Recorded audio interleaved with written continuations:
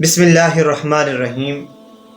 آج آپ کے سامنے دجالی فتنے کے حوالے سے گفتگو کی جائے گی۔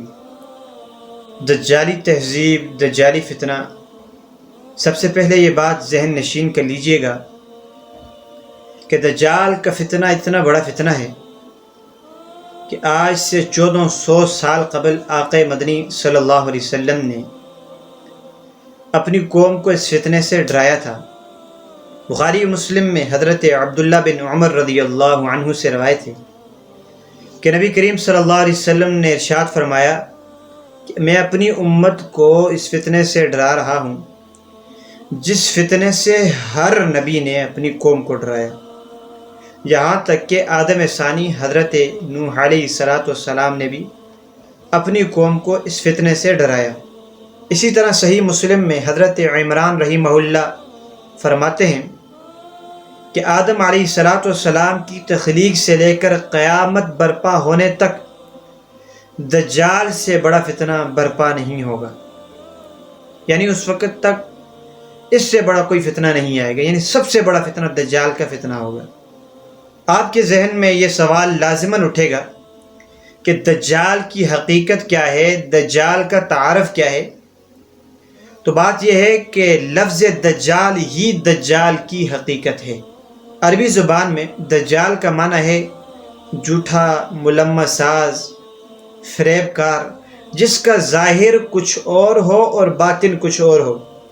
جس طرح عرب میں کہتے ہیں دجلۃ السیف، یعنی ایسی تلوار جو ہو تو لوہے کی لیکن اس پر سونے کا پانی چڑھایا ہو۔ دجال کا سب سے بڑا تعارف یہ ہے کہ وہ بہت بڑا جھوٹا، ملمہ ساز اور عالمی حقیقتوں کو بدلنے والا ہوگا۔ جھوٹ کے بغیر دجال ایک قدم بھی آگے نہیں رکھ سکے گا۔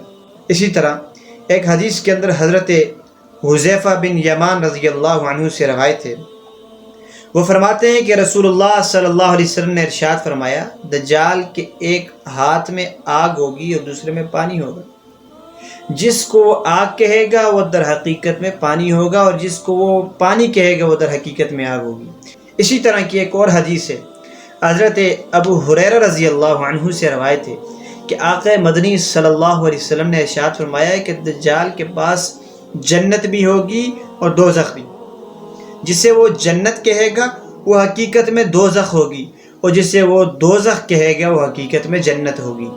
یورپ کی تہذیب، امریکہ کی تہذیب، عہد حاضر کی تہذیب، دجالی تہذیب، اس میں وہی کچھ ہو رہا ہے جو کچھ دجال آ کے کرے گا۔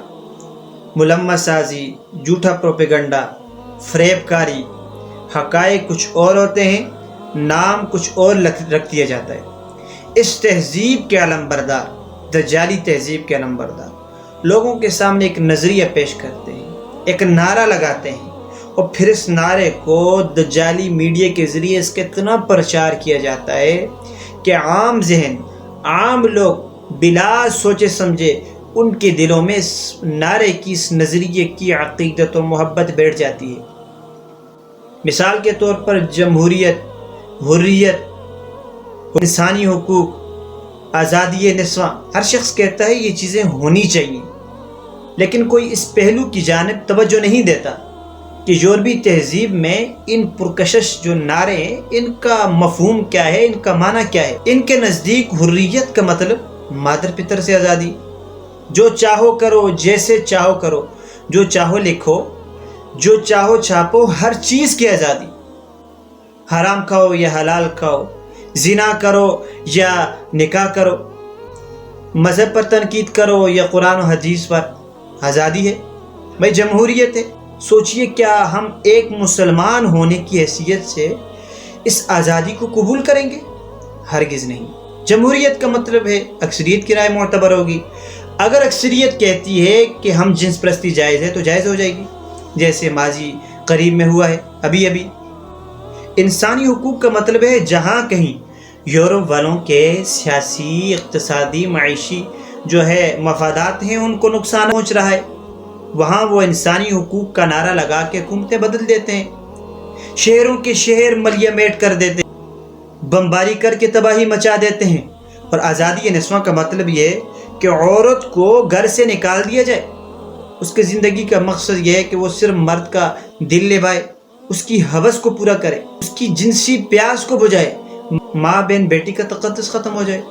آپ خود سوچئے ان پرکشش نعروں کے پیچھے جو مقاصد چھپے ہوئے ہیں، کیا اس کی اسلام اجازت دیتا ہے؟ مگر یہ نعرے ایسے ہیں کہ ہر کوئی لگا رہا ہے، مسلم صحافی ہو، لیڈر ہو، ہر کوئی کہہ رہا ہے ہاں جی جمہوریت کے بغیر ملک نہیں چل سکتا، عورتوں کو آزادی ہونی چاہیے۔